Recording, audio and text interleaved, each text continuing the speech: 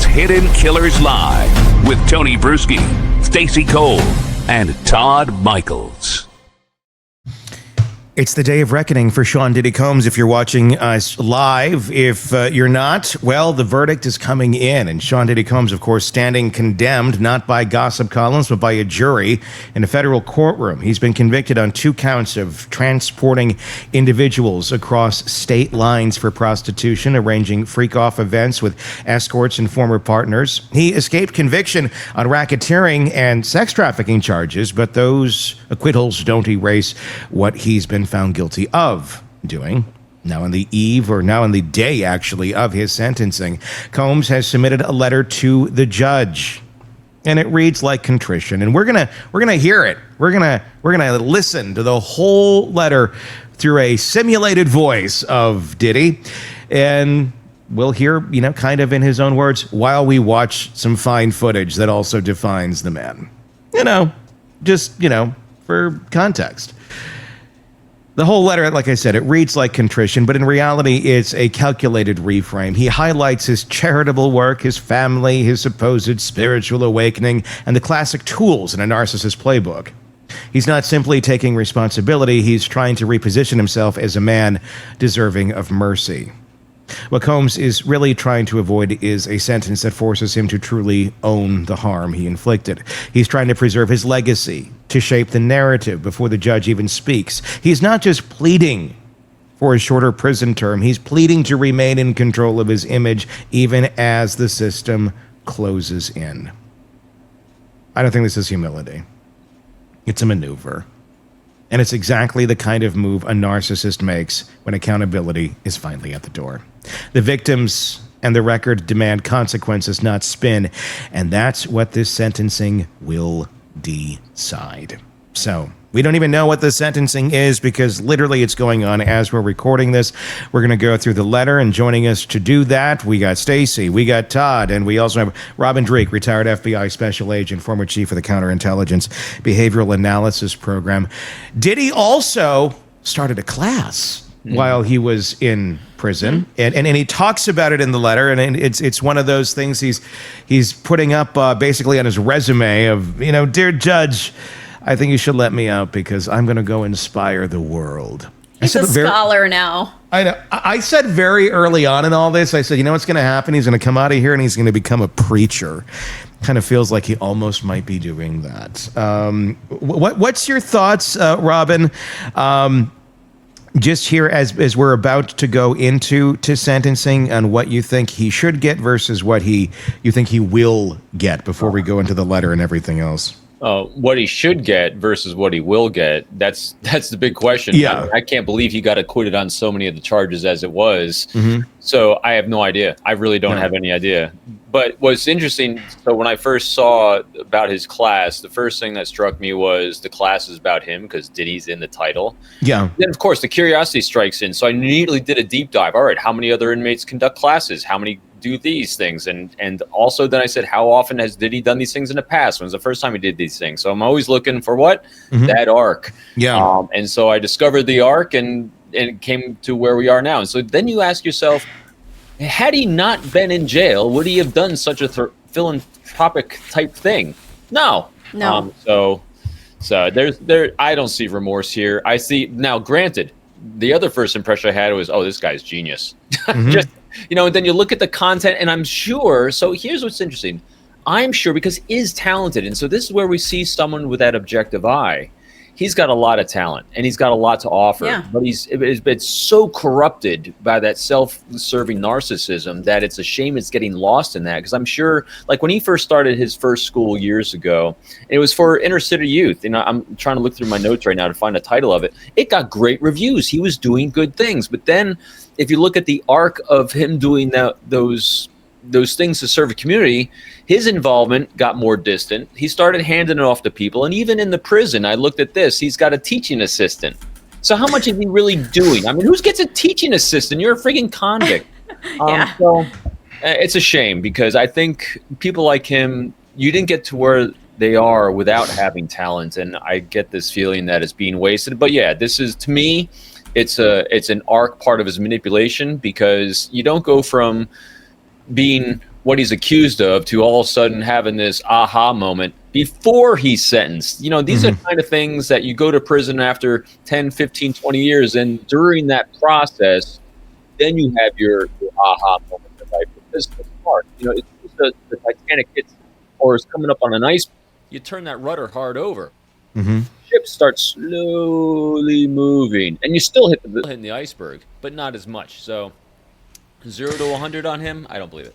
Wait till you hear the letter, and we'll break it down, and we'll stop at places. But I also want to.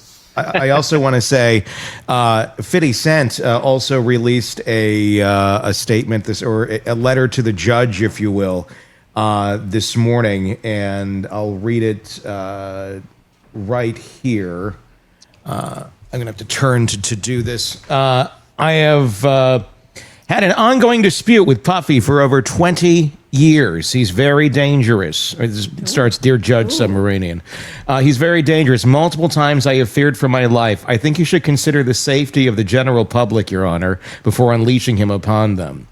There hasn't been enough time for him to reform or make any adjustments, despite his trying to teach a class in there. As you're already aware, the government has spent the maximum amount of money on deploying federal agencies, which appeared to be an army, in 2 locations simultaneously.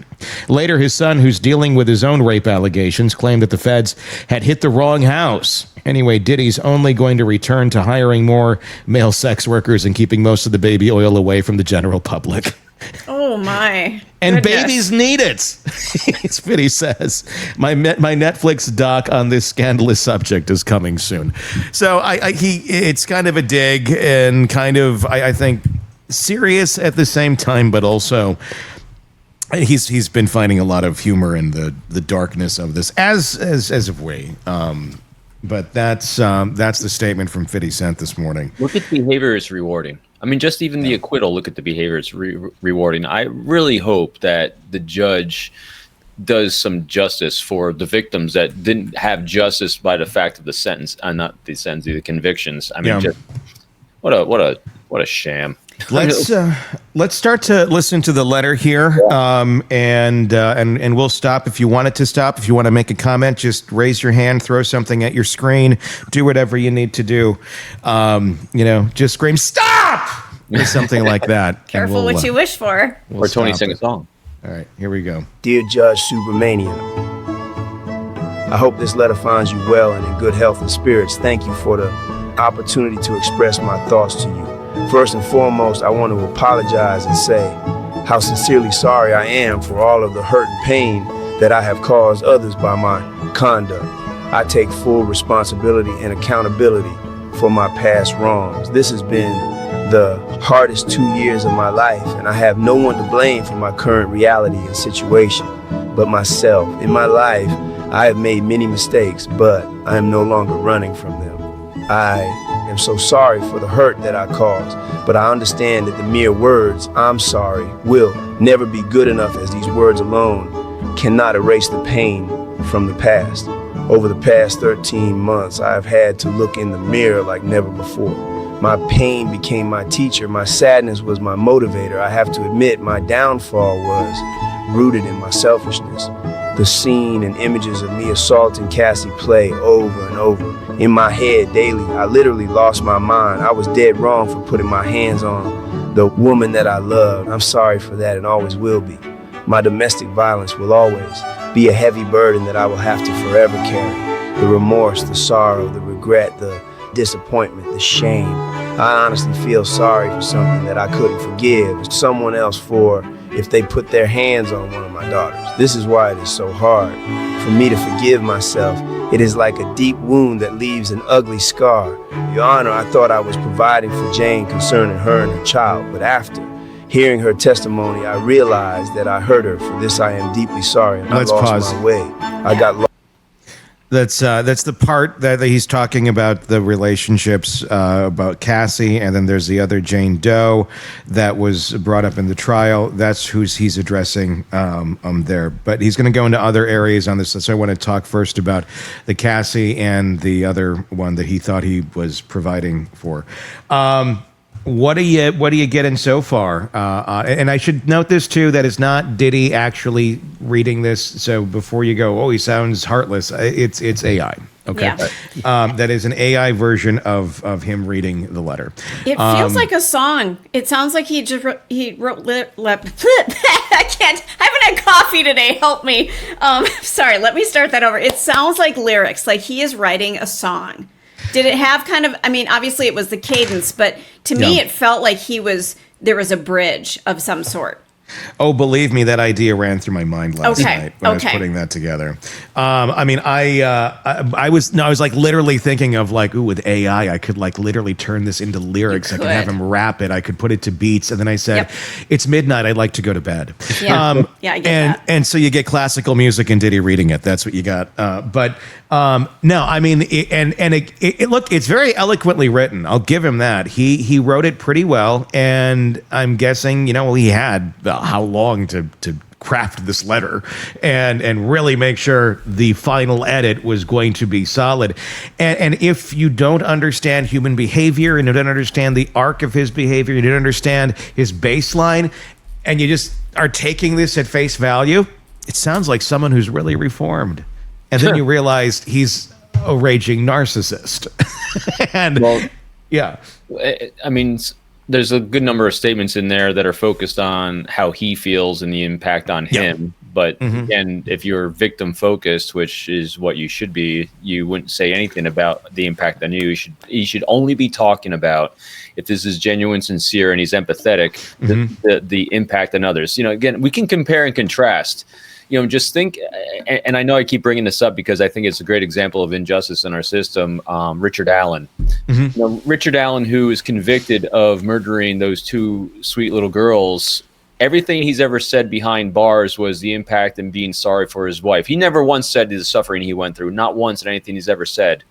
And all you hear and hear for Diddy, because he had 13 months of being uncomfortable, is the impact on me. And it's interesting too because he's bringing up. I mean, to me, this is it's strategic in what he put in there. So he's actually talking about people and what he did to them, and those aren't even the things he was convicted on. So why even bring it up? See what I mean? I mean, I get it. It's a strategic move to show he's sorry for the things that he should have been convicted about, like the assaulting of women and all that malfeasance, but he wasn't. So he's going to apologize for stuff he didn't get convicted of anyway. It's controlling the narrative. He's trying to. He's just gonna. He wants to put it all behind him. Now he wants to be an advocate going forward. And he's gonna. He's gonna be the example. He's gonna be the shining beacon on the hill. And everyone's gonna come to Diddy. He's gonna have a big statue out there. It's just gonna happen to look like Jesus, but it's gonna be Diddy. So here's what's gonna work. Yeah. I mean, everyone. You either like him or don't like him. If you like him, this is perfect. If you don't like him, it is what it is. And that's why it's very challenging, because when you have such a large cultist following around you, that cultish following could be rattled a little bit by this prosecution, but then he's acquitted of things. And now he's saying sorry. So I think he probably, in his cultish following, didn't lose a single person. Maybe one, because I don't think he has a huge cultish following, though. I mean, I hope not. I think more people are more apt to go listen to R. Kelly than they are to Diddy, and I think hope so. Diddy was probably worse at the end of the day. Yeah, I mean, obviously not by what he was found guilty of, but it just opinion-wise, and if you're going to believe the survivors and the stories and the sheer volume of the hundreds of them that have come out about Diddy. What I'm worrying about with all of this is the public's ability to forget. The public's ability to forget, because it feels icky to think that, in the 90s, that you were listening to some of this music, and there's a lot of positive memories associated with it, ew, gosh, he did all these sort of things. I don't want to think about that. I just want to go back to when he was just Diddy, when he was showing up on TRL, when it was those days we didn't know what was going on behind the curtains, even though we know a lot of dark stuff was going on back then too. And the public's ability to just be like, we're good. I don't want to call it forgiving, but cognitive dissonance, but then still enabling the person's art to exist. And it doesn't mean you have to disconnect those pieces of your life and I guess, remember them fondly, but we have a hard time separating the two. We do with R. Kelly, we do with Michael Jackson, we do with all those sort of things. And whether you want to, again, I'm not going to go into the rabbit holes of who's guilty and who's not, but very strong allegations against all these people and very tangible evidence against all of them that really do not paint the picture of human beings that anyone in their right mind, I think, for the most part, would consider to be safe around children or good. Or anyone. Or anyone, yeah. They're just really unhealthy people that started out maybe healthy. And again, it's so... Isn't it a tragedy is when you see someone have such talent and they just take it and they get wrapped up in their own self-narcissistic ways and they throw it in the trash can. But to your point too, I think it will because this is so bland, because the charges that he was convicted of were so bland, it's not nearly the impact that's going to keep people running away from him. I think it's just going to get faded. So it'll be really interesting to see what happens next. Here's what I'm really interested in. Once he's sentenced today, will he continue to do those classes? Once he's sentenced today, if it's a light sentence and gets out, will he do great work for communities himself, or will he pass it off to someone else for image, rebranding and rebuilding? I mean, I think he's going to do it. I mean, I think he's going to be out there. I think he's going to try and be a motivational person, and I think you'll get some people who will believe it.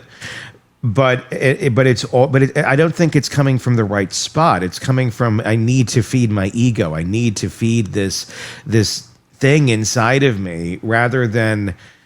I mean, people can look at it all different ways. Well, maybe that is redemption. Maybe that is somebody that truly did find the light and they're changing it. But presentation is to the outside world is not necessarily the same as what's going on inside somebody, and only that person can truly know it. But I think any of us, who study human behavior for 2 seconds, can look and go, You'll see the leakage. You'll see the leakage. Yeah, I mean, you'll see it. Yeah. And to that point, I think here's what we're good at on this is, no matter what happens with whether it's politics or religions or beliefs or covering these cases, we have been swayed back and forth, by new data coming in. I mean, the way we covered Karen Reed, we were back and forth on that because as new data comes in, new testimonies coming in, we're swaying back and forth on these. And same thing on the Delphi case. I mean, when we first went in there, I wasn't really thinking about him. We're thinking about, how corrupt the police department was or how weird and strange. And then we're looking at the defense attorneys that are talking about, Odinism and everything, like, what the hell? And then all of a sudden you meet him, Richard Allen, and you're like, oh my God, this wasn't about anything except them torturing this guy. Again, when you can maintain that objectivity, when you're taking the new data on things, it's much easier to see these arcs of what is.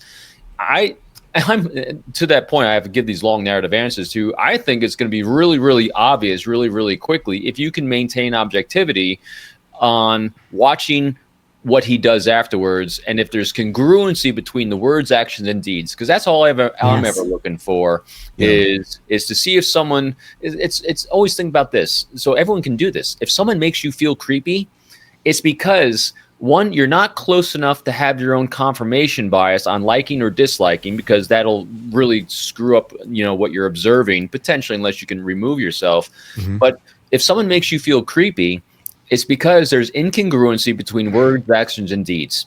There's tempos that are off. They're pressing things on you. And so those are the things that are off-putting to us, because what's creepy? Creepy are things and people that don't make us feel safe, because there's a hidden agenda. There's a attempt of manipulation or subterfuge or something like that. And so that's why observing him, since I never liked him or disliked him, and with all these people we cover, it's really easy to kind of sit back and look at these arcs and say, well, here's boom, boom, boom, boom, boom. And for him to go from 0 to 100, self-serving to altruistically do these things, likelihood, damn close to 0. Now, will we make the attempt? Sure. And I think, excuse me, I got to take a sip of water here. That's all right. As I'm about to talk, I'm coughing. I think one of the key things on anyone's prison when they're looking at Diddy or a character like this that has committed crimes as the ones that he has committed, or the ones he's accused of committing, and whether you want to believe it or not, and just believing the stories and the survivors and the sheer amount of people who have stories about Diddy, is believing and understand and going one way or the other. I believe a lot of things live in the gray, not with people like this. Right. People like this, they are either redeemable or they are not. They are either rehabilitatable or not. I'm in the camp of someone like Diddy is not. Maybe on the surface, maybe he will not reoffend technically, but I don't think you're truly changing the person. I don't think a person like that can truly be changed. I just don't. If you have it in you at some point in your life that you think stomping on your girlfriend's head in an elevator bank is a good idea, I don't care how fucked up you are, I don't care what drugs you're on, I don't care whatever you're doing. If that's ever a point in your life that this is a action you are capable of doing and taking, you're irredeemable. You're capable of doing it. You can do it again. You will likely do it again statistically. And I think there's just some people that are just trash, and there really isn't any fixing them. And that's how I feel about Sean Combs. That's my opinion there. I probably agree about 99% on that. I only say there's like a 1% because, I'm thinking that as you're doing this, you always see my eyes go up to the left as I'm thinking about these things. Sure. So yes, if you're dealing with child predators, pedophiles, Koberger types that have a brain malformation, which we don't really know about Diddy on that end of it. But here's what I say, and to your point though, is he redeemable? In order to be redeemable, so think about this. Do our little thought experiments that I love to do. If someone has risen this high, in order to hit bottom, so to have an aha moment in your life, then you have to go to bottom to be able to start that climb back up to humanity. Mm-hmm. It's that rock bottom we all hit. I don't think he ever hit a bottom. So if he's up here and prison's down here, he probably fell in right in here. He even said the word uncomfortable. Yeah. Right. He was uncomfortable for 13 months. Is that really a bottom that you're going to have these aha moments? No. And if you know how narcissists and people like this work, this is just part of the path. This is part of the show. This is part of the play that they're going to do for survival. And look, they're trying to survive on their own. I don't necessarily know that he's sitting there plotting, necessarily nefariously. I think he may think he's doing the right thing, but I think he has such a broken brain and so incapable of feeling empathy for other human beings that that's why it always feels weird and it feels off, because the capability for empathy, in my opinion, is not there. It doesn't exist. And when that doesn't exist in a human being, that makes them a very dangerous human being. And with the propensity and the power and the history that this man has, the odds of him falling back into something like this or just doing this stuff again behind closed doors, insanely high. So let me throw something in. To find it. Sorry, Robin. Sorry, he is now sober for the first time in 25 years. He's off the Xanax. He's off the alcohol. Maybe. As of right now, until he gets out, I can't imagine he can start popping bottles the second that ends. Well, but I don't ever want to defend this man, but maybe the substances really were causing a lot of the issues. So what if we see a sober Diddy? No. What does that look like? That's like saying, oh, it's okay. Maybe a sober husband doesn't beat his wife. Now that he's not drinking anymore, he's not going to do that. No. But if you're capable of doing it, you're capable of doing it, fucked up or not. I get that, but I also, now he's got a different baseline. So what? Sure. And again, I'm not defending the guy. I think he's absolute scum. But what if this is his path to redemption? Could it work? No. Tony says no. Robin, Todd, anyone? So if he hit, to your point, Stacey, I've been around beautifully raging alcoholics and substance abusers in my life as well. And when So if indeed he's sober, because there's ways to get around that in prison as well, especially if you're connected like Diddy is. So I don't know the circumstances of the prison he's in and the connections he was able to maintain, because I don't think he really truly hit a bottom there, because he's Diddy. Now that being said, now if sobriety took hold, then it's not a 0 to 100. It's a slow crawl and walk back. So as many years as it took him to fall into this, it would be at least as many, if not double, to come back out. So I'm edging more on the Tony. No. Okay. No. There is no redemption. No. I mean, will it? You know, is it a road, a bump in the road? You know, a little speed bump. Sure. I mean, it's like Robin said, it's not 0 to 100, but you know, it's still there. It's still, again, it's one of those things. Like, there's certain people in this world, if you're diddling with kids, and I'm not saying Diddy diddled with kids, I'm saying people that do that.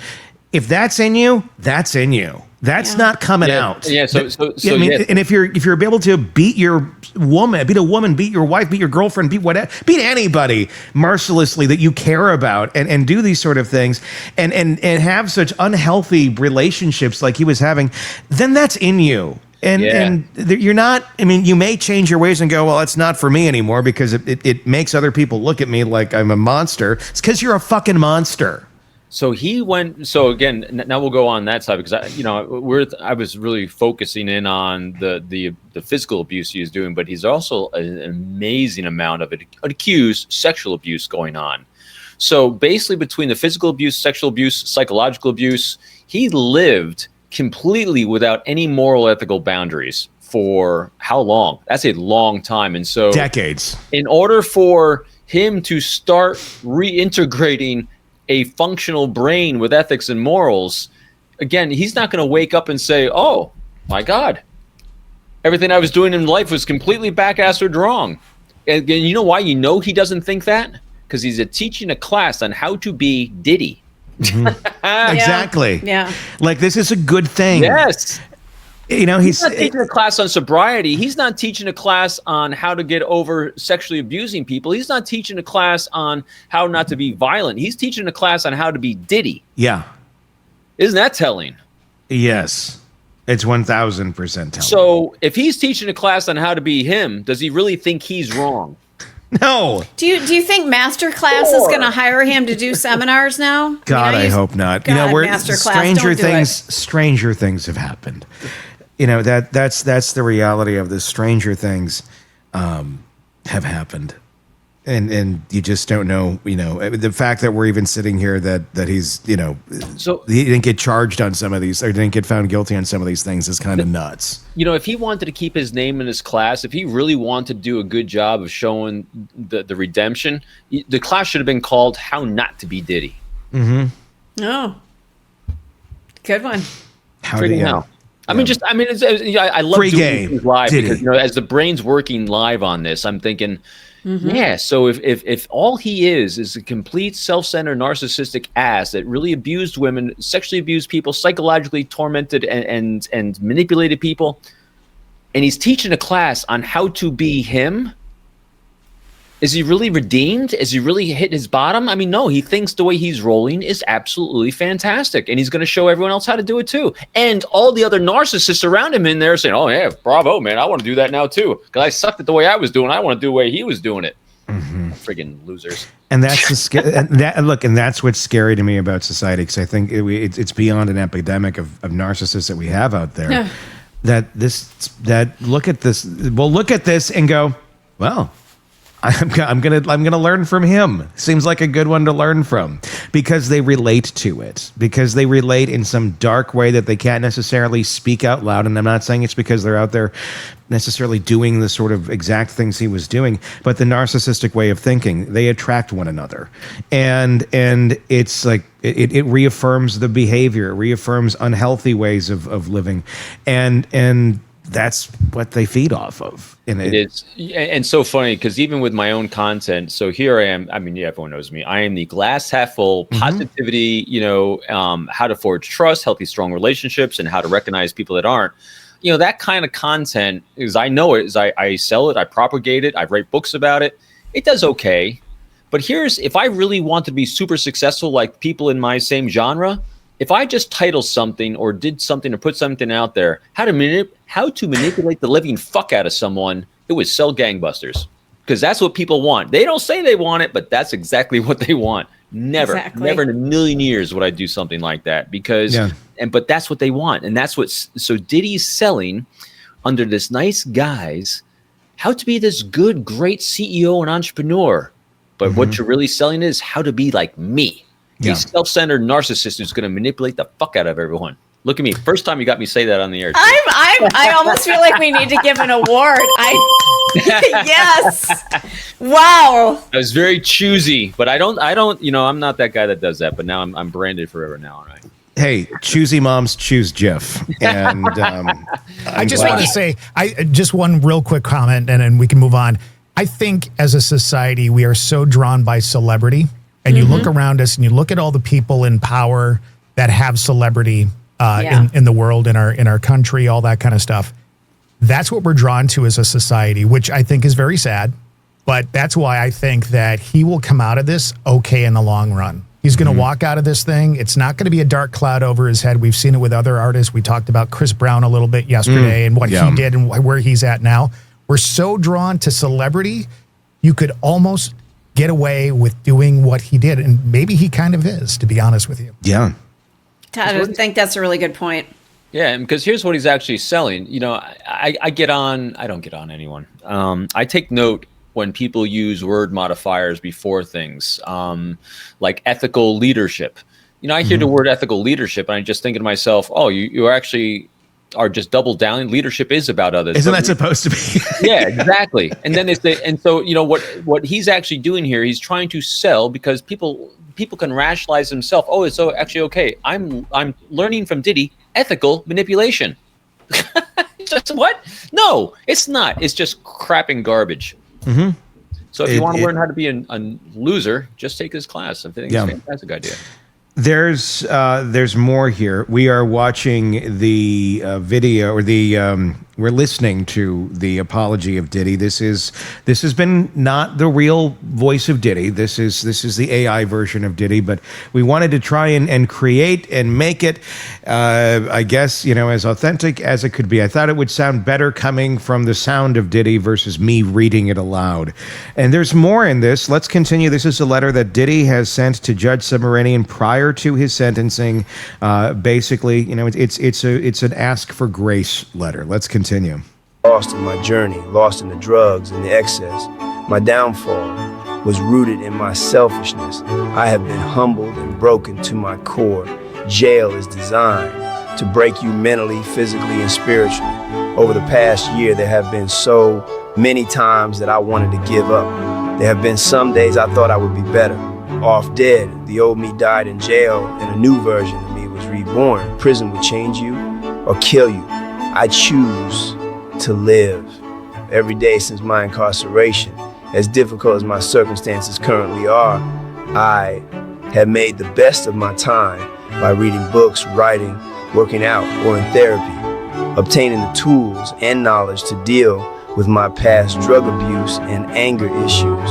I have been putting in the work and working diligently to become the best version of myself, to ensure that I never make the same mistakes again. I realize that I am in a situation where no amount of money, power, or fame can save me. Only God can save me. My grandmother used to teach me that God makes no mistakes and that everything he does is for your good. I believe that a bad situation can be used for good. Although this situation has been the hardest and darkest time in my life, good things have come out of my incarceration. For starters, I am now sober for the first time in 25 years. I have been trying my best to deal with my drug abuse and anger issues and take accountability as well as positive steps towards healing. One of the most beautiful things I have experienced is being asked by my fellow inmates to teach and mentor. They wanted to learn what I did to become a successful businessman. I was inspired by their hunger and desire to learn information in order to not only set goals, but achieve any goal or dream that their hearts desire. I started teaching a 6-week program called Free Game, title given by my fellow inmates, which I was able to have approved and sanctioned by the Bureau of Prisons, BOP. I don't just teach about my success, I also teach about my mistakes and failures. It has truly been a blessing to do something positive in a negative situation. It has been beautiful to see the newfound hope in my fellow inmates' eyes. The most shocking thing was to see the unity and the peace this class has produced. As you are probably aware, jails and prisons are segregated places. However, in our class, we have Black, Spanish, white, and Asian all together in one room, learning and working together.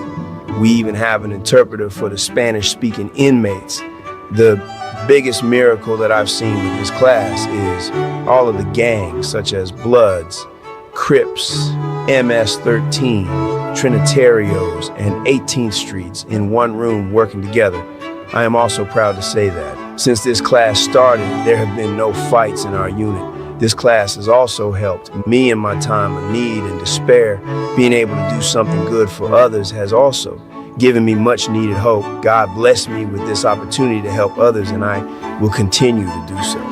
I ask you for mercy today, not only for my sake, but for the sake of my children. God, bless me with 7 beautiful children, 3 sons and 4 daughters. Their names are Quincy, Justin, Christian, Chance, Jesse, Delia, and the newest addition, a 2-year-old daughter, Love. 4 of my children lost their mother, Kim Porter, as she tragically passed away in 2018.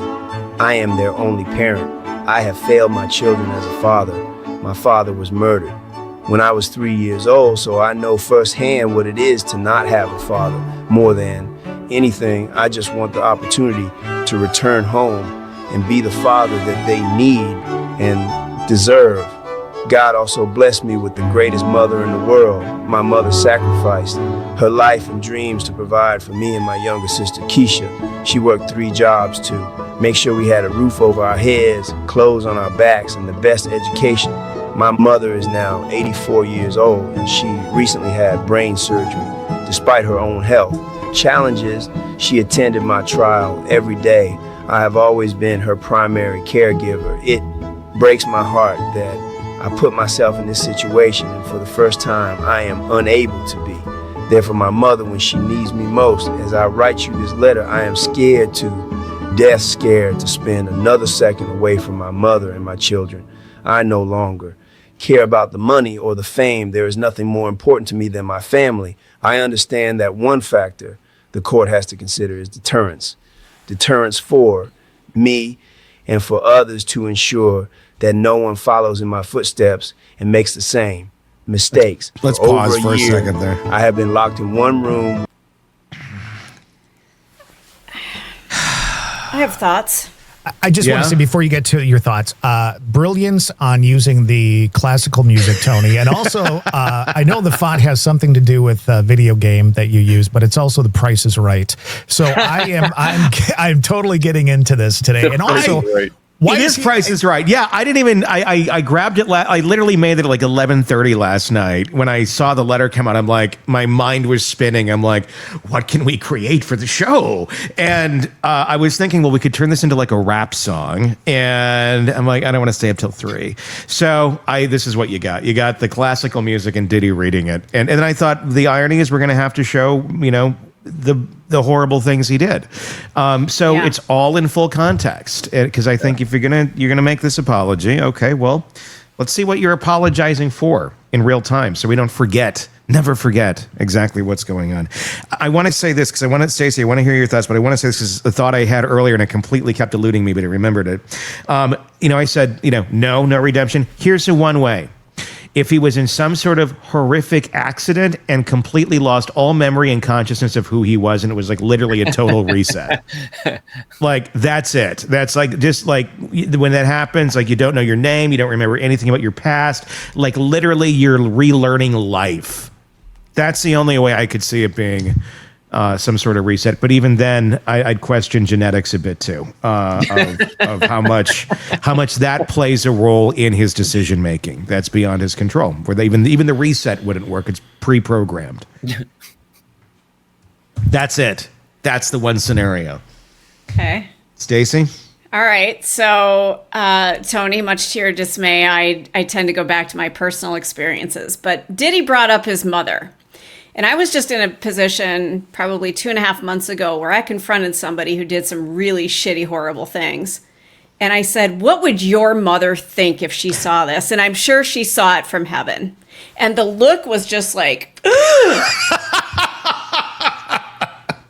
That's what you said. I'm sure she saw it. Yes. Yes. That's great. And for those of you who followed along in my story, you know what I'm talking about. So, yeah, you're damn right. Didn't think of that. You know. Was he surprised by the comment, or was he like actually feeling it like, oh, I didn't think like she might be watching me? I don't know. I don't know where it came from, because it was going on for 1.5 years, 2 years, and Mom died a year ago. So, you know, she was around for some of it. She was up there for some of it. So she saw some of it. I feel like somebody's watching me. Yeah. I knew it. But I wanted to throw that out there, so maybe the next time things wouldn't work so well, because like Mom's watching, you know. But yeah, I want Diddy's mom to sit and watch this video of the hallway. Yeah, she needs to see this if she hasn't. She must be so proud. So they're Exactly. all, you know, we saw her. Before, I'm not impressed with her. So I'm listening to this. It's, you know, I love we made all the comments before we listened to and heard the second half, because they're all still spot on, right, accurate. Mm-hmm. The only thing that I'll add to it is he's doing a really good job. I think his lawyer did a really good job. I don't think he wrote this, of using every single lever of influence he possibly could. So we heard the beginning, a little bit of remorse for beating people. Then we have a little bit of remorse for this. And now we're using another lever of influence called sympathy. Sympathy is a great lever of influence on people. Now be sympathetic. Don't take me away from my kids. I'm the only person I have. Yeah. Don't take me away from my mother. She's all that I have. I'm all that she has. Yeah. Right. So, you know, for the benefit of society at large, you need to release me, because I am such a good influence on my kids and my mother. I can't do this straight. There's no way in living hell. Can you imagine the judge sitting there just going, really? Really? Seriously? Well, maybe. So that's what, you know, before I started really diving into true crime and us covering such really bad systems of justice, I would say, yeah, never in a million years would a judge buy off on any of this. But you never know these days, man. You know, when you see a prosecution do such a poor job in this case, I don't put it past anyone. Well, here's what the judge has said so far. Perfect layup for you. The judge says Combs' defense narrative is flatly inconsistent with both reality and his accepting responsibility. Good. There you go. So that's how the letter's landing as of right now. The full quote is, in general, the narrative that he and his attorneys have put forth that this case involves nothing more than adults paying for time, not sex, is flatly inconsistent with both reality and his accepting responsibility. Yeah. The judge, does not seem to be taking this lightly and good. Yeah, can think about this too. So we're going back to that letter. What's the only things he's covering in the letter? The things you saw videos for. Mm-hmm. He didn't talk about all the accusing stuff and all what people are saying about baby oil, about lacing baby oil, about trafficking children. He didn't cover any of that stuff in there because he only covered stuff that actually people saw video for. He didn't cover anything. Right, exactly. I don't believe it. I'm glad the judge said that. Good. The prosecutor saying today is about accountability and justice, accountability for the defendant who committed serious federal crimes repeatedly over the course of 15 years, and justice for the public, including for the victims whose lives have been shattered by the defendant's acts of abuse and exploitation. This isn't just a case about freak-offs or hotel nights, she continued. It's a case with real victims who have suffered real harm at the hands of the defendant. It's about a man who did horrible things to other people to satisfy his own sexual gratification. There it is. And here's another thing too. I think. And by the way, he has a speaking engagement booked next week. Combs does. Continue on. Yeah, freaking hell. So, and here's another tragedy if they don't throw everything they can at him. And that's because think about the amazing, because as you're reading that, Tony, I'm thinking about, all these young kids and upcoming amazing artists that thought this is the way that I have to do it to be successful. When this comes to light, how many great artists that would otherwise be these amazing people in the world say, you know what? Screw that. I'm not getting into this world. I mean, just think about it's just related to politics too. You see all the horrendous garbage that they're doing in politics right now. So these great leaders that could really change the world and course of everything are saying, no, that's not for me, man, because these people are nuts. And so if they don't do something about guys like Diddy, and in Diddy's case in particular, what amazing talent will we miss out on? Because parents won't let their kids get into this. I wouldn't want my kids to get into this. I mean, see what I mean? I said the ripple effect, if you don't do justice here, like is saying in what the prosecutor's saying, we could really be missing out on a lot. So I really hope it sends a powerful message that, hey, we can right the wrong of this industry, so we can be benefited by these amazing people that do have this great talent, because they do make the world a better place when they share it. Well, all these people that are coming out saying, don't let him out. I fear for my safety. I mean, that's a problem. That's a problem. There's all these human beings that now feel this way, and it doesn't matter that Sean wrote a letter and says, "Oh, I'm sorry, God did this for me, and I started a class, and blah blah blah blah blah." Yep. Great. Now these people are fearful for their safety and their lives because of his previous pattern of behavior that really doesn't seem to be stopping here. This letter, if anything, just confirms the narcissism continues on. It doesn't. I get nothing out of this letter that makes me feel like, okay, he's grounded in reality. It's saying what he knows people want to hear. Yeah, I brought this up with Eric Faddis. Was it yesterday? The days are all blurring together for me. I think so. Yeah, but the people who are outside, who have dealt with him, who are concerned that he's going to get out, they're freaking terrified right now. Yeah. Mm-hmm. They are terrified. They are living under this umbrella of terror. And what happens if he gets out? Are they going to be protected from him? And even with him in prison, he has such a wide net of people around him that these people may be in harm's way regardless if he's in prison or not. Yeah, I agree. I mean, there's just so much. There's a little bit more to the letter. Let's listen to the last piece of Diddy's apology, plea for leniency letter to the judge. With 25 other incarcerated people sharing the same one room, in this room that I share, there are no windows. There is no natural clean air. There is no sunlight, and we all live in one room. We eat, sleep, use the toilet, take showers, and prepare meals all in the same room. The conditions that my actions have placed me in are inhumane. I don't tell you this for pity or sympathy. I'm simply sharing my truth and the truth of my fellow incarcerated people. We have no clean drinking water, and we boil our drinking water. We all share one washing machine, which is broken. I am surrounded by drugs and live every day with the constant threat of being stabbed or losing my life. Again, I'm not expecting pity or sympathy, but my time at MDC has changed me forever. Prior to being in jail, I took care of and was present for my family. Being in jail, and because of my conduct, I lost the ability to care for my mother. I lost the ability to effectively raise and support my children. I have missed my 3 daughters' proms and graduations.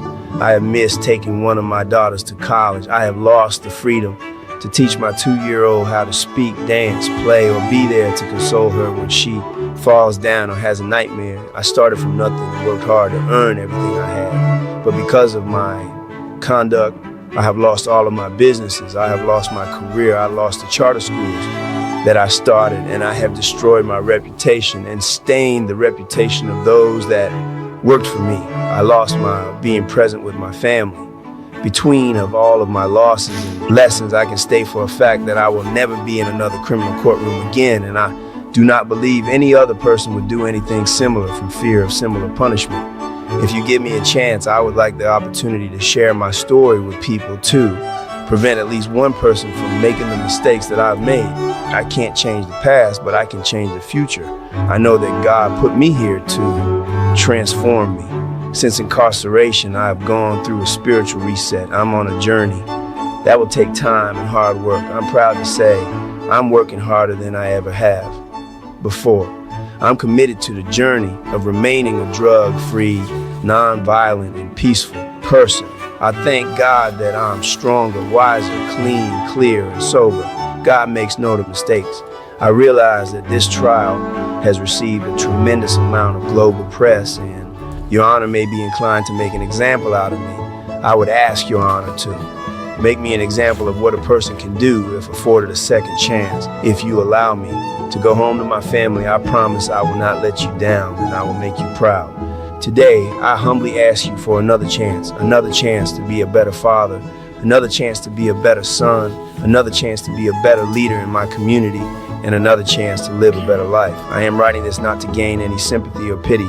This experience is simply the truth of my existence and has changed my life forever, and I will never commit a crime again. Thank you for your time and consideration. Sean Combs. Nope. Well, it must be true. Nope. If he says it, it must be true. Nope. Did any of those things ever really matter to him, though? The charter schools, the laundry list of things he listed off, or were they all just a means to feed his narcissistic urges to control people and places and everything around him? Was there truly good behind any of that? I guess is the question. Or was it all the ruse? Was it all the curtain for the public to see, look how great he is. Look what a wonderful philanthropist he is. He does this, he does that. And it's nothing off of his back. He's got enough money, to rule a frickin' country. So, yes, the public thinks that, but behind the curtain, it's, freak off land. Yeah, I looked it up because it's what I do. The first thing he ever did when he started like that charter school and stuff, the first reviews that came in on it were decent, but it fell off pretty rapidly after that because what happened was he would set it up, he showed up, and then he just kept handing stuff off. So everything he did from that point on was just all about image management, just like this. I mean, if anyone's ever wondering how to put into practice persuasion and influence from Robert Cialdini's book Influence, this is what it is. Everything out of here is textbook influence and persuasion intended for an effect of sympathy. Mm-hmm. And I mean, how many times is he going to throw down family? How many is he going to do this? But he never did it before in life. And Stacey, to your point, I saw you do the same thing too about surrounded by drugs in jail. Yep. See, I told you. No, I watch a lot on TikTok. There's a lot of apparently, yeah. My question is, what, they have access to boil their own water? That's frightening. So they do have, depends on the facility. They have their own small kitchen spaces that if you get stuff from the commissary, you can actually, prepare or have your own food. They're allowed to bring very, very limited things back from the mess halls. They can't bring fruit or anything like that back because actually people will make jail room hooch from fermenting it. So there's a lot of stuff that they're not allowed to have that's contraband. But again, you pay the people off. You can get contraband in because obviously there's drugs there. I would. The boiling the water was like, well, wouldn't that be a weapon? It sounds like a weapon. Yeah. We'll see. I've never heard of boiling water, but that's what I'm wondering. Like, are they like you have access to boiling water? Like that would be a pretty powerful weapon. Yeah. Just to throw that at somebody. That's why maybe he's got special privileges because he's Diddy. So I'm saying I don't believe anything that he says. I mean, I guess that might just be the answer. Is like it's just, or he saw it once or heard about it once, and it becomes. I mean, that's what we do in life. So very rarely do people actually lie like complete fabrication. What typically people do is they do massive exaggerations and they fill in gaps with stories that they'll believe. And we were talking about this earlier. I think he totally believes that he's empathetic because he redefines what empathy is. Empathy is where I give money to someone. that is actually different than what actually empathy is, but that's what he's defining it as. And so I think he's just one of those people that's redefined life according to his own dictionary.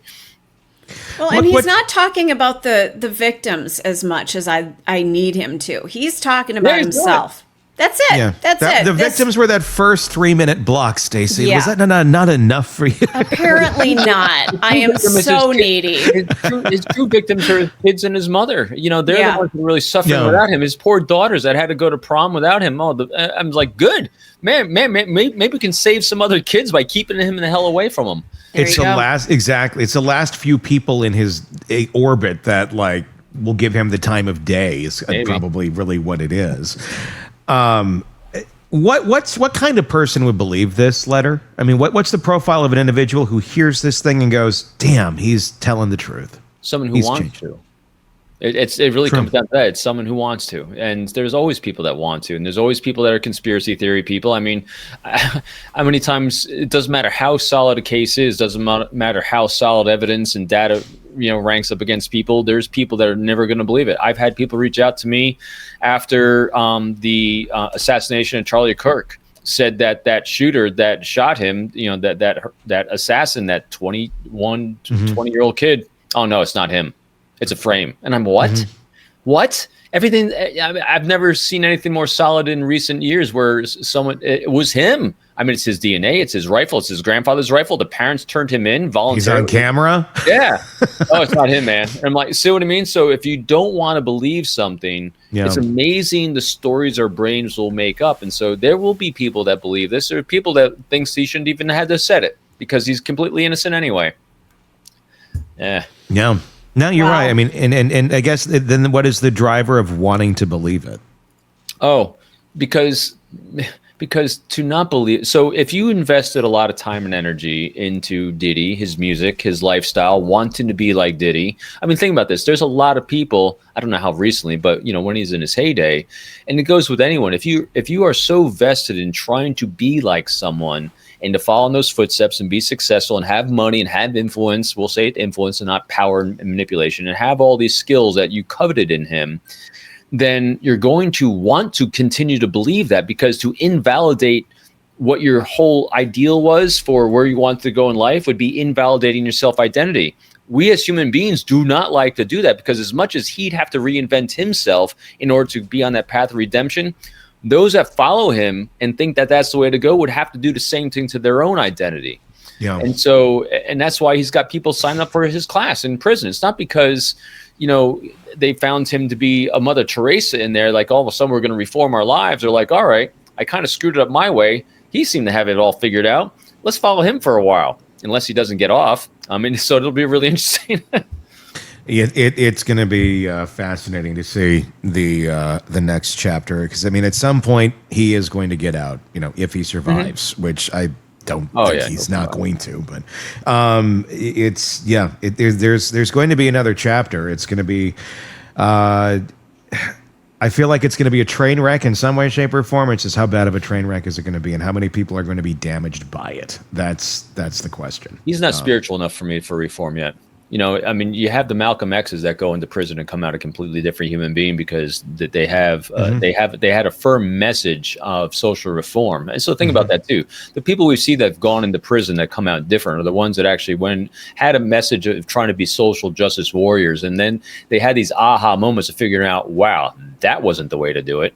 And so they have this spiritual awakening inside, and then it's years and years of figuring out how to manifest that into a better way to communicate that for social justice.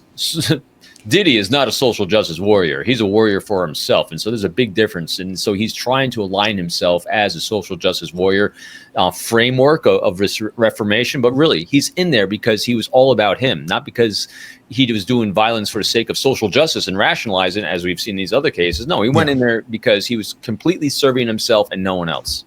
Yeah. He's just sorry he got caught. Yep. Yeah. Words I've used repeatedly in the last year. Yeah, you're just sorry you got caught. You're not sorry for your actions. And Stacey. And that letter is just a very narcissistic way of trying to spin it, and put a little icing on it and make everybody go, ain't this delicious? Not going to happen. Robin Dreeke, retired FBI special agent, former chief of the Counterintelligence Behavioral Analysis Program. As always, thank you so much for joining us. And Monday, we will be talking more about, unless something blows up over the weekend, and I hope to God it doesn't. I will be talking about the judge and the sheriff, Mickey Steins. Yeah. And some new revelations there, which is kind of fascinating from some new reporting from Brian Enton of News Nation. Yeah, I love Brian Enton. He's just good. Robin, thank you so much. Let's move on now to our dear friend Donna Adelson. What happens when the queen of a dental dynasty trades designer shoes for shower slides? Oh my God. Yeah, I'm thinking some sexy photos is what I'm thinking right there. No. Donna in only shower slides. I can't get that on my head. I'm going into AI right now, Tony, just for you. Bravo. Great. And then we'll play Kylie Minogue, Can't Get You Out of My Head, to multiple images of Donna. I just can't get you out of my head. And it's all Donna in shower slides. And Harvey peeking around the corner. Ew. In just a Speedo. No. Make it stop. Todd, if anybody is listening to this as they're going to bed, sweet dreams. And then every once in a while, Charlie peeks around the corner. Mommy, Daddy. Ew. Can I have a snack? I'm thirsty. Can Mama? God, don't. No, I know exactly where you're headed. Don't go there. Come here, little Charlie. No. I got the chocolate syrup out. It's time for milk time. This happened just weeks before Charlie was convicted. He's been facing prison now for quite some time without mother's milk, and he's doing okay.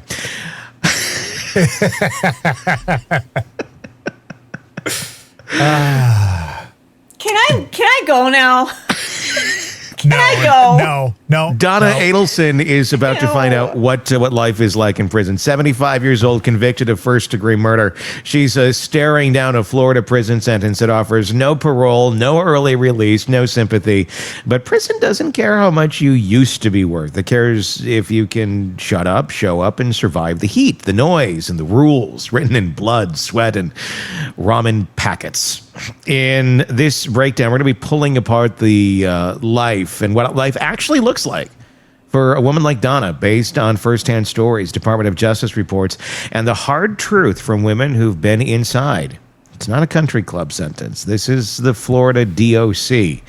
And once you're in, the only thing that matters is whether you can last. So let's break it down. And as you may be seeing right now, or you're, there we go. We got Donna. We'll run this as we kind of have our conversation here. Donna Adelson being transported. Is it playing right now? Is it just Donna not on the screen? Yeah, okay. She's coming. Oh, she's coming. We were waiting for Donna to get into the van. Yep. And this is, it's, I just found it fascinating looking at this. What are we looking at right now? This is the back of the van, and here she comes. Oh, okay, now I see it. Okay. Here she comes, Donna Adelson. Oh my God, I was going to sing with you on that. That's exactly where I was going.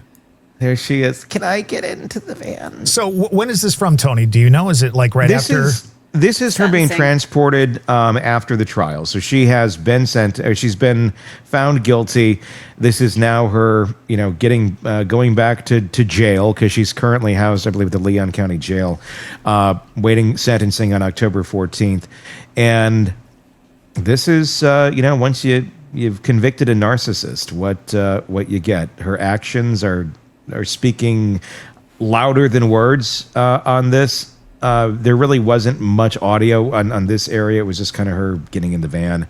And then it's silence. It's the ride. And you see her kind of, shaking with the road as she goes, and her having a moment to soak in her new reality moments after she was sentenced to life in prison. And think of this. Now, we're watching this, so if you're listening, you can't see it. But think of this. You were just told you were guilty. Right? Mm-hmm. We saw the outburst in the courtroom, all that kind of stuff. Yeah. Look at her sitting here. She's very composed. I would be losing my shizzle If I were just told that I was found guilty, right, of something that I think we all believe she did, and she's just kind of sitting there. She does have a few moments here, if you watch, of her kind of getting a little what looks like upset, but upset to Donna apparently is not upset to the rest of us. Look at her. Yeah, I think I'd be inconsolable. Like, you know, snot running out of my nose, tears running down my face, you know, head in my hands. She's just sitting there. I'm. Can she look out the window? I don't know. Is there anything for her to see? I mean, there's some light coming in. Look at this. I don't know if she's shouting up to the front or what she's doing there. But. I'm innocent. Can we stop for coffee? I'm thirsty. Yeah, we just passed Starbucks. I was just. That's the vibe I'm getting off of this whole thing. She's not looking at the world in any way of like accepting her responsibility. She is still looking at the world of, I did the right thing. Nobody else understands me. You know, I'm persecuted, poor me. And that's how she's going to die. I don't think her brain is capable of thinking it in any other direction. Otherwise, she should have taken the off-ramp a long time ago. And now the ramp is slowly going to lead directly to a cell for the rest of her life. I mean, how do you think this is going to go for her? Going from, I mean, she has been in jail now for quite some time, but prison life is going to be different. How do you think this is going? The psychological shock of going from, you know, the country club reception to the moment the system has decided that you're going to spend the rest of your life behind bars. It's ugly. I bet it's just absolutely ugly for her, and she's probably trying to figure out how she can manipulate the system in prison. How can she make that system work for her? I think she's always thinking about that. In every situation in her life, I think she was thinking about, how can I make this be the best thing it can be for me? Yeah. It's never been about what's best for someone else. And I think, you know, okay, at this point in her life, it's kind of late to change your mind and be somebody that you're not. But she is definitely, Stacey, you're right. She is thinking about, how can I turn these lemons into lemonade? Yeah. And when used productively, is a good skill. Yeah, right. Well, there she is. She's sitting there talking to herself, trying to reason this out in her mind. Do you think she's talking to somebody? No, there's I someone don't there to think talk so. to. And you couldn't, because I tried to listen to the audio. You really can't hear anything she's saying. It's just kind of, she's just sitting there yabbering to herself. I wonder if she's singing a song. I was kind of wondering that too. Like, what do you think, Like, Donna what song? Yeah, what do you think she's... God, I wish I could read lips. I should have my girlfriend look at this because she can read lips. Can she really? Yeah, because she doesn't have great hearing, so she's learned how to do that. Never gonna give you up. Yeah, right. In the voice of Donna, though, like, never gonna give you up, never going to let you down, never gonna run around and desert you, Wendy. You need to fill my commissary. The prison Donna will likely call home is this. Most women serving sentences in Florida end up at the Lowell Correctional Institution. It's one of the country's largest and most troubled women's facilities. Doesn't that look like a nice place to stay? Look at that. They got their own water tower and everything. Perfect for jumping off of. We never walk alone, it says. That's their motto. Isn't that sweet? You're never alone, kids. It's a weird. Wow.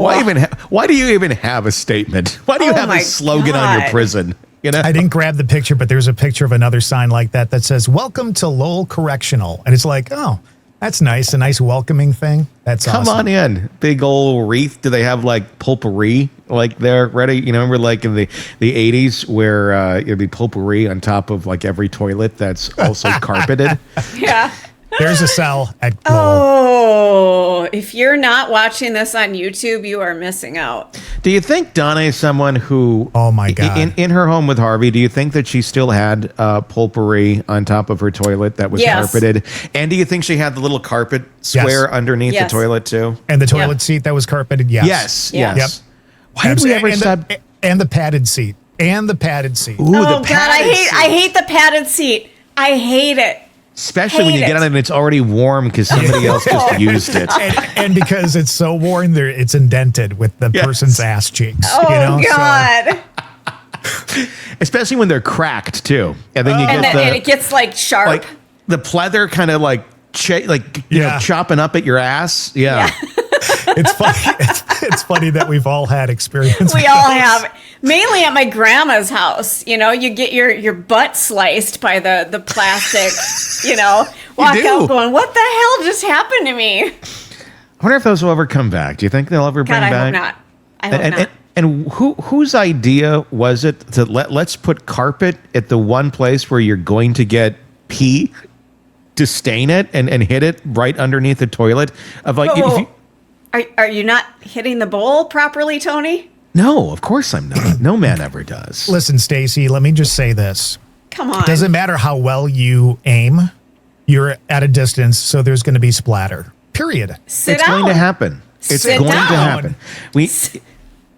I'll sit down. I enjoy sitting down because it's like one of the few times of the day I can just kind of like do this. Yeah, and you can chill. Yeah, so I do a lot of chilling in the bathroom. I do sit down sometimes, even when I don't need to sit down. I'm just like, I'm gonna take myself 5 minutes here. I'm gonna catch up on the news and do that. Women everywhere will thank you for sitting down so there isn't splashback. Okay, I'm just saying. Look, splashback is an inevitable fact of life, and that's what we're just gonna have to accept. But what we don't have to accept is putting pieces of carpet remnant underneath our toilets. That seemed to be counterintuitive. Such an 80s thing. Well, you have a laminate floor, you know, with all the little squares and bricks like everybody had, and then rather than just wipe up the laminate with a piece of toilet paper or something, if you're a considerate male that does that, I was going to say it's far easier to just do that. You know, take a little, you know, brawny, and clean it up, and it'll, you'll get it done. But if it's in the carpeting, what the hell is that? Who thought that was a good? I guess it covers it up. It actually alleviates you having to wipe it up because you can't because it's in the carpet. It must be something a guy came up with. Oh, absolutely, yeah. And you probably don't even know that you did it because it's in carpet. Exactly. So I think a guy came up with it, and women kept buying it. They thought it was pretty, right? Yeah, I guess that's what it was. It was the pretty, but you never saw a design on them. There was always just a solid color. No, but then you get the toilet paper that matched. So if you had pink carpeting, you'd have pink toilet paper or the light blue. And let me just say this. If we do nothing else with this podcast, if we make no other difference in people's lives, I just hope that we can do away with the carpet in the bathroom. Yeah. I mean, that would be a high standard for me. If you're still putting carpet in your bathroom, seek help. There is help out there. It does get better. It does. And I just want you to know that once you remove the carpet from around your toilet seat, life will improve. It will. So I'm going to find a way to change the subject here. We've had a few people in the chat tell us that this was after her initial arrest, maybe not after the verdict because of the clothing she's wearing. So I'm not 100% sure about that, but thanks for the comments. Figure it out. This houses over 2,900 inmates, many in open bay dorms without air conditioning. A 2020 DOJ report found widespread SA by staff. Oh my gosh. And systematic failures to protect inmates. Yikes. The facility was described as leaving women at substantial risk. While Florida claims to have reformed, PREA audits continue, and the facility's reputation really has not recovered as of right now. So that's something that one has to consider when going into a facility like this. Disturbing.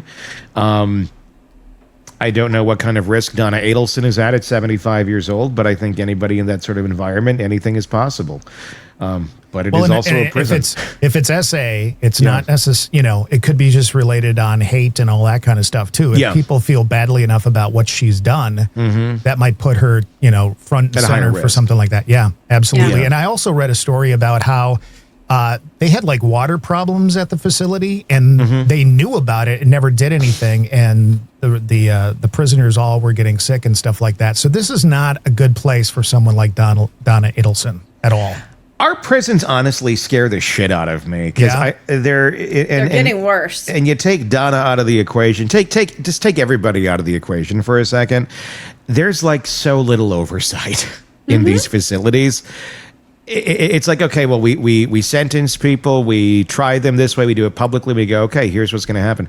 But it's like a whole other world once you get there with, like, just you're at the mercy of who's privately running most of these facilities. They're not elected, they're not chosen, there's no maybe there's self-regulation if somebody has principles, but a lot of times you don't, and you have people that are running this stuff, with some vengeance. And I know prison's not supposed to be a great place, but it also, we have to maintain some basic human rights and dignity. And I feel like we're kind of getting to a place where it doesn't exist, and there's no one there to stop really inhumane treatment by some very underqualified human beings that happen to get a job there because they couldn't get a job anywhere else. And now they're looking out for other humans. And we know not everybody that goes to prison or jail is actually guilty or is violent or deserves some of the stuff they're getting. Look at the Richard Allen case in Delphi. Yeah. I mean, you tortured a man. And then that's what they got out of it. They got him to say crazy things that make little to no sense. Like he's going to kill his grandkids that don't exist. And then he killed the kids too. But that, came right after he was eating a nice big bite of his own shit. Literally. So there's a lot to be fixed in this system. And it's easy when we see people like this to look at the circus of it and go, yeah, they had what's coming to them. Right. And they do. They do to a certain extent. But we can't become as animalistic as them. And that's the scary thing. We saw it in the Kohberger case, too, where the cell blocks that he was in solitary, they were flooding his because they knew a way to get the water from their cells to rain down into Kohberger land. Oh, it must just be torture for him. Good. Yeah, I'm not. And I don't just have a problem as I preach about how we need to be more good, it's right. But that's the crux of it. That's the human aspect of it. And if we're gonna have the okay for that person, but what about this person over here? It's emotions overtake some of these things that really emotions just shouldn't be involved in. There should just be strict standards. Here's how we're handling it. No matter who you are, where you are, why you're here, there should just be, here's what it is. And it doesn't have to be nice. It doesn't have to be great, but it also doesn't have to be continually abusive either. It is supposed to be the correction system, not let's make them even more violent and horrible when they come out system, which is what we have more than anything, because we like to poke the monkeys with sticks and anger the animals in the cages and that sort of stuff. And they're humans. They are humans. And if you want them to come out worse, keep doing that. Well, it would be great if it were some sort of a rehab where we focused on mental health and why are they there in the first place. It'd be great. Well, it would be helpful if we focused on mental health before they ended up there too. Right. Because that would be preventative, because otherwise you're putting a Band-Aid on the problem. But I completely agree with you, Stacey. Yes, it would be great if they did. If we did it beforehand, we wouldn't have to fill these damn things up so high now. Yeah. Heat, noise, and no privacy. That's the other big complaint in the land of Donna Adelson behind bars, or the new prison that she's going to be heading into. You might imagine prison is quiet and isolating. In reality, it's constant noise, it's heat, it's movement. And get this one, no AC in most of the dorms. Temperatures inside routinely exceed 100 degrees in summer. Older inmates are especially vulnerable. Donna's 75. Inmates fight over floor space near fans. Sleep is disrupted nightly by shouting, toilets clanking keys, and court procedures. Lights never fully go dark. You shower in groups, use the toilet in public, and adjust to zero privacy. Do you think Donna is going to survive? And I'm not saying as in someone's going to take Donna out. Yeah. I'm saying she's going to be on suicide watch, I would Yes, think. she is. I mean, I'll be honest with you. Those conditions sound deplorable to me. I don't know if I could do it. I don't know if I could do that. I think if this is, and there's no way out, there ain't no end to this in sight, and you're already 75, I think I'd be looking for an out too. I wonder if it's going to take a toll on her health without her taking things into her own hands, that she's just going to go on this downward spiral decline. And that's it. And just like naturally die? Yeah. Oh. I think that's Quicker. very possible. Very possible. You know, not having, darkness at night, not getting good sleep. She's at a point now where she needs these things. The older you get, the more frail you are. She is going to be suffering physically and mentally. It's going to take a toll. I can't imagine living like this at 43, more or less 75. Right. Oh, God. It would be, And I think if you look at her, and obviously we're talking about 10 years with all this going on or more, she is not aged well. No. If you look at her when she was arrested, trying to get out of the country and all that, look at her now. Yeah. Not She's very different. very different. Okay, honest question, and I know none of us know the answer, well, unless you've learned it somewhere else, but I don't believe any of us have ever been in prison. How the hell... I walked through one. How the hell do they make the prison liquor in the toilets? And then are you not allowed, do you just not use the toilet? What the hell do you do? Probably use the sink. If you're fermenting shit in your toilet, why wouldn't you make the liquor in the sink then? Easier to hide in the toilet. Yeah, it's kind of out of sight, out of mind, right? How do you poop, though? That's what I'm asking. So except he was trying to do it a little bit more eloquently. Sorry, I'm the blunt one here in this group. So if you want something said, how do you excrete? How do you defecate? Okay? How do you defecate? I don't know. I mean, or is that just part of the 7 herbs and spices that end up in the wine? I looked it up. Okay. How do we do it? I don't have to. Good. You actually do it in the tank, not the actual toilet. But there's still a risk of contamination and all that kind of stuff. You do it in the tank. Okay. Do they all have tanks? Show me that picture of the thing again. The cell. There was a toilet there. There's no tank. That one doesn't have a tank. Because like you think of, most public toilets and commercial toilets don't have tanks. Right. So what do you do if you don't have a tank? Todd's going to find the answer. There's no tank there. It's just the bowl. I bet it's on the Martha Stewart website.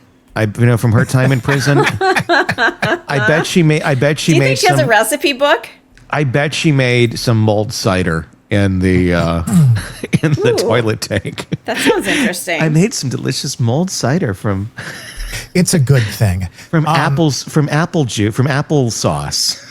To be honest, if she didn't make a cookbook out of that or a lifestyle book, she should have. Yeah. That'd be a great cookbook, prison cooking. I always thought so. I did a bit once on the radio where it was vending machine cuisine. And I had chefs actually come in and they had to create gourmet dishes out of things only found in the vending machine. And the only cooking utensils they could use were what was found in the radio station's break room. So that included a coffee machine, which had a burner on it, and that was used to cook and make some interesting things. It was a fun little bit. Unfortunately, it was radio, and you couldn't see anything, and there was no social media yet, so it kind of missed the mark a little bit. But it was interesting. Then we paired it with Jones sodas, the Thanksgiving ones, like the turkey flavor and things like that. It was wonderful. Wow. Well, you're a creative soul. That's for you. I never. When I was on radio for, 18 years, 19 years, I never had an idea like that. Not once. Not once. There's a lot of things in vending machines. You can saute up those meat sticks pretty good, Stacy, just in case you ever need to. A coffee burner, it does work wonders if you have the heat, the heating element, to use. And I have not had my meat stick today. This is a tradition that I am breaking today. There you I'm go. worried. Yeah. We got a question, which I think is an interesting question. Who's worse, Donna or Diddy? That could be a contest. Donna or Diddy? Donna or Diddy? It depends what you believe Diddy did or didn't do. Right. I think that's the question. If you believe he did a lot more than what he's convicted of, Diddy. I mean, they're both horrible. I mean, you know, there's the wake. They're both raging narcissists. Mm-hmm. So basically, if you're going like sheer numbers, who affected more people negatively and traumatically in their lifespan? Diddy would have likely done that. In terms of life and death, I think that's up in the air because I think that you likely have some of that connected to Diddy too.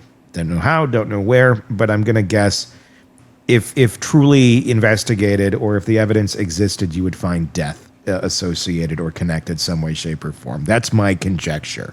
Obviously, we know it with Donna, but who's worse? They were both tornadoes to every person in their life, and just destruction paths. Both are horrible. Yeah. Donna, of course, used to being in charge in her freedom. Now that's not going to be such a thing, as Donna Adelson is about to be facing life in prison. Her sentencing coming up on the 18th of October, and we'll bring that to you. We're taking a look now at what life will be like in prison for Donna as we see her. If you're watching us on YouTube, the prison transport as she looks down, looks around, sings some songs, and continues to wallow in her own self-delusions in prison. I think she's in her mind right now. She's kind of holding her hands to her face right now. If you can't see it. They're probably pulling up to the place and she's freaking out. Could be. Like, oh shit. This is it, Donna. She's thinking, this is just an Uber, Donna. This is just an Uber. Think of it as an Uber. In prison, power doesn't come from wealth. It comes from adaptability, respect, and quiet calculation. All things we know Donna's masters at. Yeah. She is the master class in all of those things of adaptability, respect, and quiet calculation. Quiet calculation, I guess. You could get that one. Every flavor inside has a price. Braid your hair or favor. Braid your hair, wash your clothes, write your letters, cost you commissary items. The guests at the prison have described a hidden economy of under-the-stairs salons, laundry services, massages, and food bartering. Donna won't understand that world at first. Well, I mean, it's a metaphor. Yeah, right. But I wonder where all of this really takes place. You know, where do they give the massages? Mm-hmm. You know, is it in a quiet corner and people are kind of watching? Like keeping lookout. How does that work? Donna doesn't seem to have a lot of emotional regulation. I don't think that's going to fare well for her behind bars. Yeah. I mean, prison is designed to strip you of anything, of your status. And inmates, they adapt by building new social, currency inside, social circles, if you will. What gang do you think Donna's going to join? Ooh. The bitching grandmas. I was just going to say it's got to have the word grandma in it, whatever the name is. Do you think it exists? Do you think there's like a grandma group in prison that is badass? God, I hope so. I hope so. I want there to be. Maybe they get together and they make like jailhouse cookies or something. Not the hooch, but cookies. Whenever you make when you feel like you grind up ramen into flour and then whatever you do. See, you're the creative one here. What they do is instead of making like a knife or a gun out of a bar of soap, they make knitting needles and then they make granny squares and put them together and sell them for cigarettes. I'm going to guess Donna Adelson has never picked up a needle and thread in her life. You think so? I don't know. I don't know. She seems to be like one that, everything's just been kind of handed to her. I don't know that there's a lot of, I don't know. She doesn't strike me as a knitter. I don't know if she's necessarily a knitter, but I would think that would also be contraband. Yeah. I mean, you'd have to do the, some sort of way of making that because it'd all be contraband, a knitting needle or even the yarn itself. True. She is reportedly on suicide watch, which means solitary confinement, no sheets and no personal items, and surveillance 24/7, at least at the beginning, is what she'll likely be facing because of the high profileness of the case. The guests there say suicide watch is often more traumatizing than general population. If Donna stays in her denial, her mental health, it's likely to decline. But if she accepts her reality, she may stabilize. Do you think she's adaptable? I don't No. know. She's never had a grasp on reality her entire life. No. She just has not. Her Yeah. reality is the one that she makes in her mind, whether it's true or not in real life. She's never had a sense of what reality is. I do wonder about items and how this is all going to work, what she's going to have, what she's going to get. I have no idea what their financial situation is anymore. I'm guessing Harvey's the one that's going to be filling the canteen. Who else would, right? And wouldn't that make you, if you know that there are some resources there, and look, no matter what she has left, I'm sure there's something left, and probably a hell of a lot more than what most people have on the outside. That's what I'm wondering is what's going to happen on the inside with people knowing, well, you got Harvey out there that can, get you what you need, and you got your weekly spending cap of $150 on commissary items. How much do you think Donna's going to be getting those items or using them to barter for her own safety? Or It's currency all the way. yeah, Well, besides this, that's assuming that Harvey never ends up behind bars himself. Right. true. So that could put a wrench into that whole thing for her. I do wonder exactly where and what, how this will all work out for Donna at the end of the day. Corrections officers can't physically assist women due to liability. So if she falls, they have to wait for the medical staff. Oh, my gosh. Many boy. older inmates end up in bed, unable to move, with no real end-of-life care because it's basically what inmates will provide for each other. So it would be in Donna's best interests, it seems, to make some friends. Yeah. Yeah, it would. I think that's exactly what she's doing. She's forming her posse as best as she can. Being on suicide watch, I imagine she's kind of in isolation at this point with very little things, around her for obvious reasons. And I'm sorry I said that word. But yeah, I think once she finally accepts reality and gets back into Gen Pop, I think she's probably forming an alliance. I'm just not so sure. I think that this may be the first time in her life that she doesn't have the control she's always had. I know that she's Good capable point. of forming an alliance, She had the alliance of her family. She may have Yeah. had the alliance of her quote unquote friends in life. Yeah. But this is really the first time where I don't know if she's going to be able to pull this off.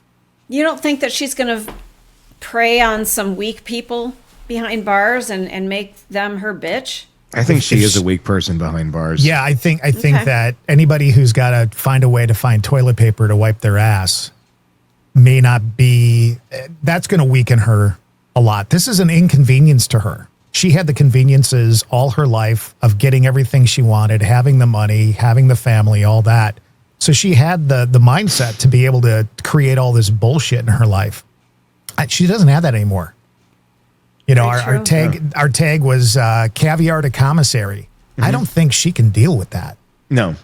I mean, this is someone when you look at this, I don't think she has the mental ability to do so. I mean, and this, look at her. I mean, she's feeling sorry for herself. She's in I guess one would probably, no matter what, if you're in that sort of situation. But that's not going to help her. Her self-pitying and her, I was so wrongfully accused. And I'm sure in her mind she thinks she's going to walk in there and she's going to tell her story and people are going to be, oh yeah, they did you wrong. They're going to look at her and laugh. They're going to look Yep. at her and laugh at her bullshit and laugh at her self-pity, and then they're going to shank her. No. but I mean, it's not going to work. It's not, I mean, and if she's annoying as shit to people, yeah, it's not going to work out. Her stories, her bullshit, her self-aggrandizing, nobody cares. She's just another one of them. And what has Donna always wanted to be? Not one of them. She always wanted to be above and beyond everybody else. She thinks that she can bend the rules. They don't apply to her. She's a freaking narcissist. And she still plays by the rules. And just because you put a narcissist in a cage doesn't mean they stop being a narcissist. And that's the reality, I think, of what you're about to get. That's why, I mean, even with no sound, it is fascinating to watch her in this car being transported, because it is a narcissist in a cage. And you don't get to see that very often. They get away with so much shit, and they just continue to go on with life and causing chaos to others. And you don't see them finally being forced to stop, to be removed from the population to which they tormented their entire lives. Mm-hmm. And they don't know how to handle it. I don't think they can handle it, a lot of them. But I guess the question here begs, do even the guilty, like her, deserve basic dignity as they deteriorate? What happens when prisons become nursing homes? Oh, this is a tough one for me, because being the empathic person that I am, I always feel like people deserve a certain level, right? Sure. Yeah. And I agree. A certain level. God dang it. What a nasty individual. And Yeah. I'm sorry, but there's also a part of me that's like, she needs to suffer a little bit. Yeah. Let her suffer a little bit. Florida provides kosher meals to inmates who request them. They often include better food items like canned juices, packaged snacks, and meat substitutes. So even if you're not kosher, I think I'd be requesting the kosher meal. Mm-hmm, I would too. If you get something better, why not? So I don't think that's fair. I don't think that's fair at all. I don't think so either, but it seems to be how it works. If you're in prison, people may hate me for this, but your religion goes out the window. You can practice however you want to practice, but that shit... Your diet is out. Yeah, I agree. Well, that is part of the religion, though. It is part of. I know, but I don't your think diet, it's fair. I think the diet goes out the fucking window. Yep, me too. I don't care. It's, vegetarian. I don't care. I don't care. You're in prison. Well, you have violated the rules of our civilized society. We're going to violate the rules of your diet. Ooh. We're going to violate the rules of your colon. You're going to have meat, damn it, exactly. Or you're not going to have meat or whatever. I don't see anything wrong with something like it's. It's not like you're not torturing the person, telling them to eat something that they are choosing not to because of a religion, because of dietary preferences, because of whatever fucking thing in their mind that tells them they can't consume the food that is nutritious for them, that can continue to sustain their life. That's on them. Don't eat it, then don't eat it. Well, hopefully that is a deterrent for some people. It certainly would be for. That's the only reason I'm not in prison, guys. It's the only reason I haven't gone off and turned into the equalizer. I couldn't eat the fucking food. Right. Tony, I could see that. It's kind of true. In the case, right? Yeah, exactly. But no, we're getting a glimpse here, aren't we? Yeah. Beep, beep, beep. Yeah. As we slowly back up. Yeah. The thinning of the veil. You're seeing what's beyond the veil. So, that's interesting that you can request that sort of stuff. If you remember the Kohberger case, he was requesting originally that food be made only prepared in pans that have not touched meat. Yeah. Oh, you know what I would do? I'd take the pan yes. Right in front of them. Smear a steak right in front, I would get the pan real hot and just bring it up to Kohberger. Okay, no meat, but you know what? It's vegetables. Here you go. And I would literally press the hot pan against his face. Here you go. Well, Here you go, Bri. do that. You can't do that. You can't. I know. They have rules. They do. Some. You want your vegetables? Here they are. No parole. There's no appeal. There's no other plan here. There's no exit strategy. Florida's mandatory life sentence means exactly that. Bye, Donna. And even if there was, appeals take years with very, very little shot of success. And let's be honest, Donna doesn't have a lot of that left. I was going to say, the clock is ticking here. So at the end here, as we observe Donna behind bars, is she on your death pool for 2025 or 2026? I don't have a list this year. Typically, I do. My strategy has been, there's never been a better time. we may have to do our Deadpool. So This is for 2026. all right. You know the internet craze with the Jet 2 holiday thing? Have you guys all seen that? No. Where they use the commercial for Jet 2 holidays, and it's people in really bad situations, and it's talking about getting your holiday put together, your vacation. All I can think of when I watch this video of Donna riding off in the paddy wagon there is the Jet 2 holiday song, the jingle. Because this would be a vacation from hell for anybody. Yes, it would. I'm hearing Holiday Road. Of course you are. I'm hearing Lindsey Buckingham, Holiday Road. The Go-Go's vacation, right? Yes. Could do Yes. that. Holiday from Madonna. Yeah. We could put together a Donna Adelson playlist. Girls just want to have fun. Yeah. Ooh. We could just like Chad Daybell's playlist. Bitch better have my money. Hey, Donna, baby, I got your money. Don't you worry. Said, hey. Speaking of which, I'm wondering, do we have any more letters from Chad? Yeah. Oh my God. We were so busy this week. We didn't get to that. There is a new letter from Chad. We'll have to touch it next week. Promise? Do Yes. not. Okay. Yeah. We need to do that. We can't let people down. I crave these letters. You crave these. I crave these letters. That's a What can great you say? statement. The gal enjoys meat sticks and Chad Daybell letters. I mean, She craves them. that's on her dating profile, I think. I did not have to create one, thankfully. Swipe right. No. No, I got lucky. I didn't have to create one. I'm good. I'm trying to see if there's anything interesting in the music section here. It looks like he gets into Christian rock, which to me is Oh, nails God. on a fucking chalkboard. Yeah. I tried at one point in my life to get into that stuff because I was going to get a job at a Christian radio station. Yeah. I couldn't.